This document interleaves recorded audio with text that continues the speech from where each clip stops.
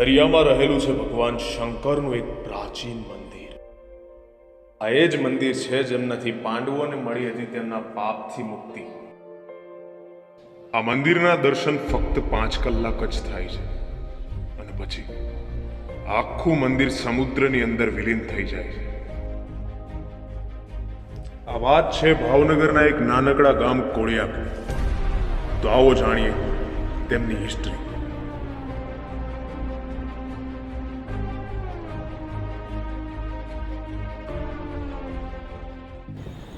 તો મિત્રો અત્યારે ફાઇનલી અમે લોકો નીકળી ગયા છે અને અમારે નીકળવામાં થોડુંક લેટ થઈ ગયું છે.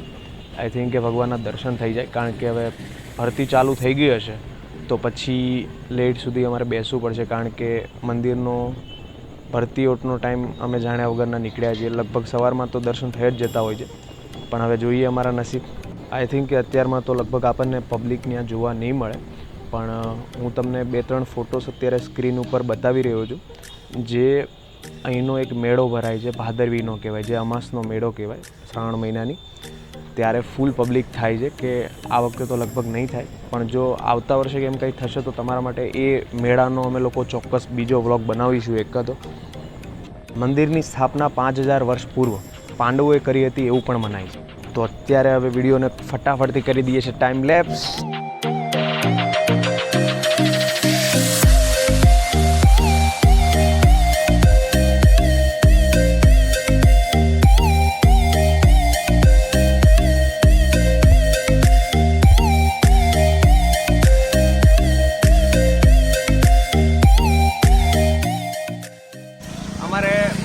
નીકળવાનું હતું, પણ આ સ્મિતભાઈના લીધે થોડુંક મોડું થયું છે.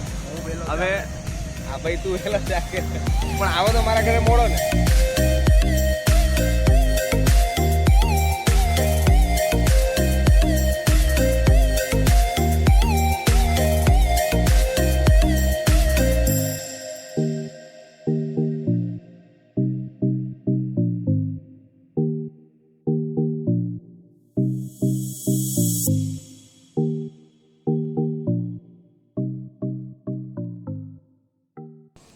તો મિત્રો, હવે આપણે જોઈશું કે દરિયો ક્યાં છે, ભગવાનના દર્શન થશે કે નહીં. ઓહો, ફાઇનલી પરફેક્ટ ટાઈમે પહોંચ્યા છીએ અમે લોકો. સો હમણાં થોડુંક ટાઈમ લેપ્સ પણ મળી જશે અમને લોકોને દરિયાનું. તો મિત્રો, તમે જોઈ શકો છો મહાદેવનું મંદિર આ તમને દેખાઈ રહ્યું છે, અને અત્યારે ઓટનો ટાઈમ ચાલુ છે અને લગભગ ઘણું એવું પાણી ઉતરી ગયું છે. અને આ સ્મિત આવે છે એની પાછળ સુધી પેલા ભાઈ બતાવી ને ત્યાં સુધી પાણી આવી જતું હોય છે અત્યારે. પણ અત્યારે એટલું પાણી ઉતરી ગયું છે, અને આ મહાદેવનું મંદિર તમે જોઈ શકો છો દરિયાની અંદર, એ મોસ્ટ ઓફ આખું ડૂબી ગયું હોય છે. અત્યારે એટલું ઓપન થઈ ગયું છે. હમણાં આપણે જઈ શકશું થોડીક વારમાં, પાણી ઉતરી જશે પછી.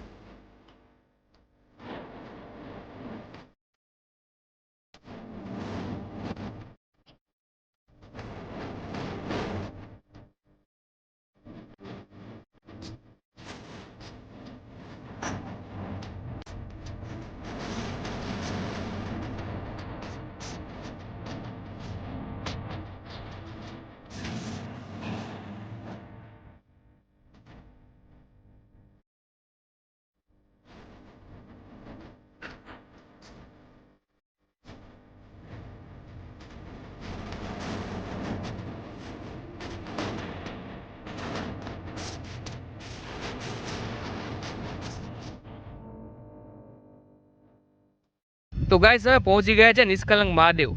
અને આના મંદિરની શું હિસ્ટ્રી છે, શું ઇતિહાસ છે, તે જાણવા માટે અમે મહંત પાસે જઈએ છીએ. તો આપણે આ મંદિરને લઈને કેવી રીતે સ્થાપના થઈ એનો શું ઇતિહાસ છે આપણે અહીંના મહંતને પૂછીશું. મહાભારતનું યુદ્ધ થયું પાંડવ કૌરવનું. એમાં જે કૌરવોને માર્યા ને તો પાંડવોને એમ હતું કે આપણા ભાઈ અને મારાનું પાપ છે, કલંક છે, તો એના નિવારણ માટે શું કરવું? તો કૃષ્ણ ભગવાન કે તમે કાળી ધજા લઈને જાઓ, જ્યાં સફેદ ત્યાં તમે સમજવાનું કે તમારા કલંક પાપ ધોવા ગયા. એટલે ફરતા ફરતા પાંડવો કાળી ધજા લઈને આવ્યા આ ભૂમિ પર, એટલે કાળી ધજા ઓટોમેટિક ધોળી થઈ ગઈ. પછી આ જગ્યાએ પાંડવોએ સ્થાપના કરી, એના કલંક ધોવાણા, એના પરથી નામ નિષ્કલંક મહાદેવ રાખ્યું. 5 પાંડવોએ 5 સ્થાપના કરેલી. આ ધર્મરાજે બનાવેલી, અર્જુને બનાવેલી, ભીમે બનાવેલી, સહદેવે બનાવી અને નકુલે બનાવી. જે લોકો અહીંયા સાચા ભાવથી દર્શન કરવા આવે એના કર્મ પાપ ધોવા એવું એનું મહત્ત્વ છે. કે અને આપણે અહીંયા આગળ આવવું હોય તો આનો બેસ્ટ ટાઈમિંગ કયો રહે? કારણ કે ભરતી ઓટ વારા ઘડીએ થતું હોય છે. ટાઈમ દરરોજનો તિથિ પ્રમાણે પોણો કલાક મોડું થાય. અમાસ પૂનમ 7:30 થી 12:30 ખુલ્લે, પછીથી દરરોજ પોણો કલાક મોડું ખાલી થાય. દરરોજ 5 કલાક દિવસે ખુલ્લે, 5 કલાક રાત્રે ખુલ્લે. આપણે ભાદરવી અમાસ કહેવાય, એનું મહત્ત્વ થોડુંક જણાવો. હા, શ્રાવણ મહિનો જે ભાદરવી આવે છે ત્યારે અહીંયા ખૂબ જ મહત્ત્વ હોય છે. હજારો લોકો બહારથી અહીંયા સમુદ્ર સ્નાન કરવા આવે છે અને દર્શન કરવા માટે આવે છે.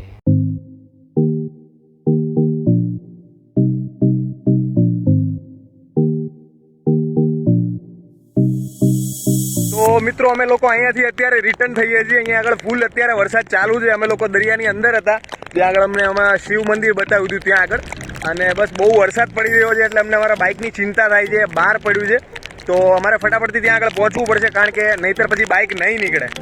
તો અમે ફટાફટથી અહીંયાથી નીકળી રહ્યા છીએ. તો મિત્રો આજે સમય થઈ ગયો છે ફરી એકવાર તમારી સાથેથી રજા લેવાનો, પણ અમે ફરી એકવાર નવા વિડીયો સાથે આવશું. ત્યાં સુધી સેફ રહો, ઘરે રહો અને મજા કરતા રહો. મિત્રો જો તમને આ વિડીયો ગમ્યો હોય તો પ્લીઝ આ વિડીયોને લાઇક કરો, શેર કરો અને આવા નવા વિડીયો જોવા માટે અમારી ચેનલ પ્લીઝ સબસ્ક્રાઇબ કરો.